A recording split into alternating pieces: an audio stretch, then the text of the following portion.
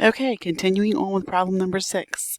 We are going into entry C, where it says that we paid cash for factory payroll of $55,000. This is of this total, $39,000 is for direct labor and $16,000 is for indirect labor. So where do we put direct labor?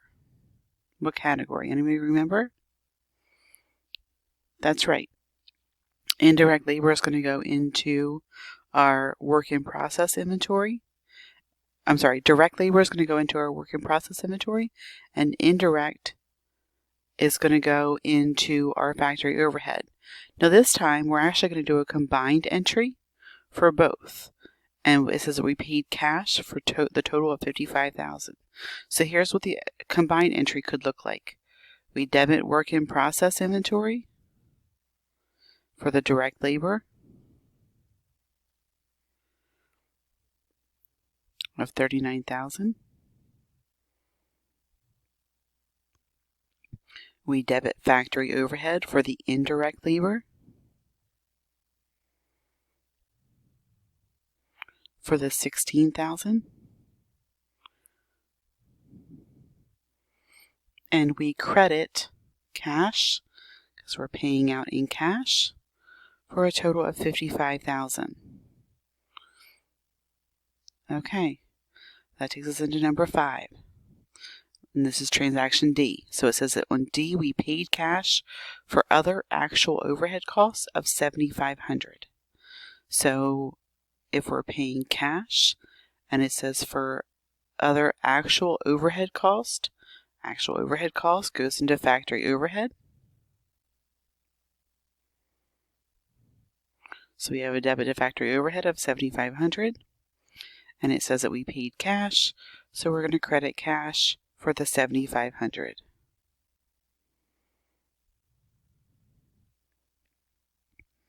Next, we look at transaction E, and it says that we had an applied overhead rate of 120% of the direct labor cost. So in this one, we have to look at the direct labor cost. We had direct labor of $39,000. So if we take $39,000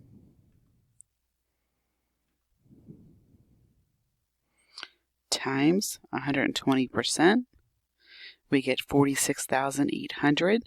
So that's how much we're going to apply to overhead. So to apply overhead, we debit work in process inventory, and it's going to be for that $46,800. Again, that number comes from taking the direct labor that we had in transaction C, $39,000, times 120%, the rate that they gave us. So we don't have to calculate a rate, they're telling us what the rate is. And then we credit factory overhead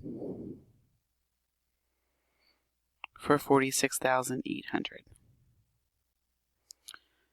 All right, our next one is F.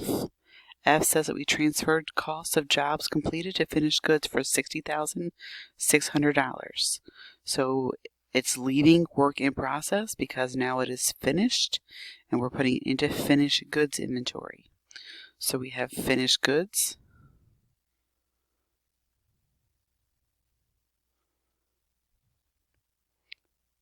of $60,600 that it's going into, and it's coming out of work in process inventory.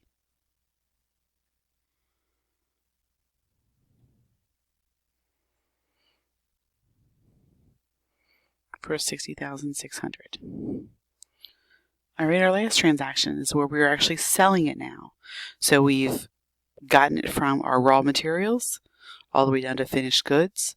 Now we have a finished product that we're ready to sell. So for that product, the first one, it says that we sold jobs on account for $86,500. And it says that the job had a cost of $60,600.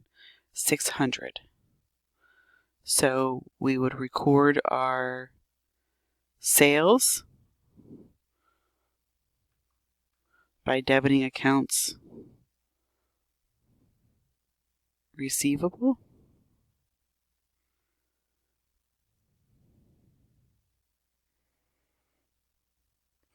for $86,500 and recognize our sales for $86,500, and then we record the cost of inventory for us. So we have that debit to cost of goods sold like we did for all of our sales transactions. So cost of goods sold was $60,600. And for that one, we credit finished goods inventory to remove it from that finished goods inventory line.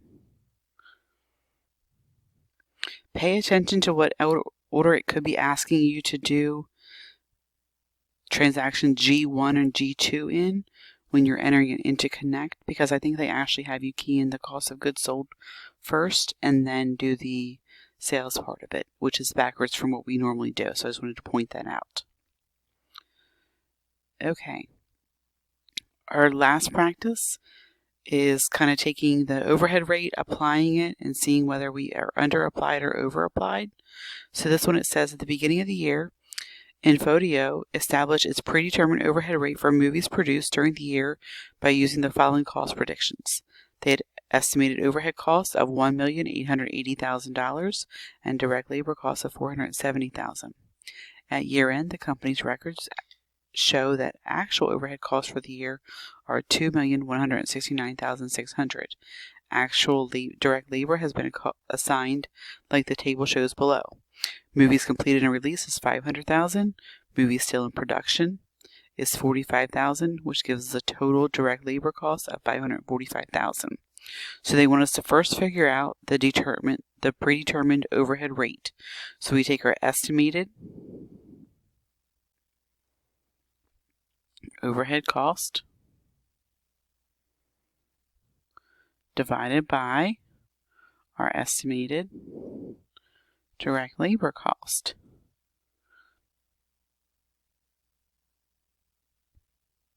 And that's going to give us our overhead rate. All right, estimated overhead costs were $1,880,000. Estimated direct labor cost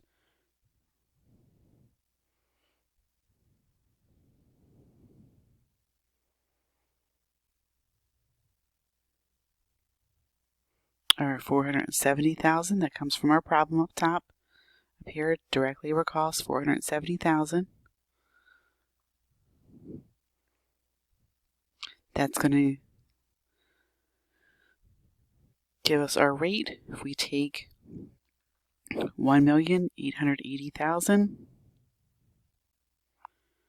divided by $470,000,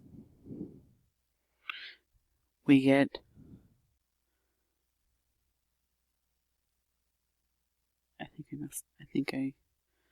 we get an overhead rate of 4, but let me double check my numbers just to make sure I keyed everything in correctly.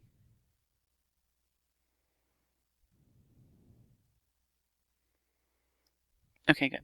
So we get an overhead rate of 4.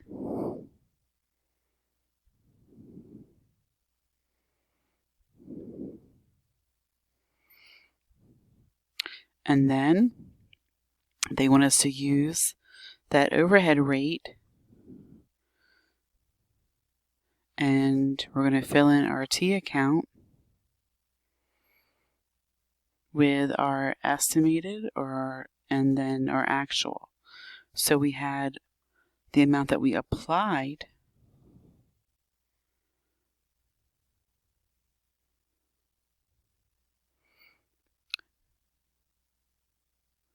and then we have to compare it to our actual overhead, which comes from the problem on the area up top.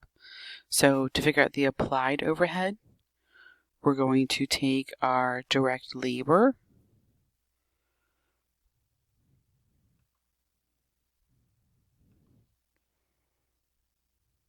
we have $545,000 times 4. That gives us our applied overhead of $2,180,000. So on the right side, we're putting in our applied overhead.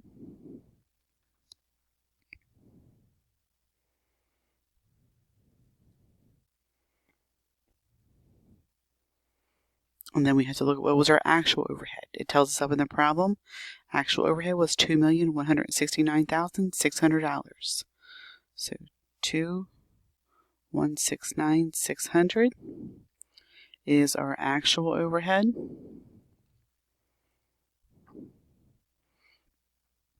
If we get our balance, it's going to give us a credit balance of $10,400. And that means that we over-applied overhead. So if we over-applied it, then we have to do a journal entry that takes care of that over-application. So our journal entry is going to be a debit to factory overhead for $10,400 and a credit to cost of goods sold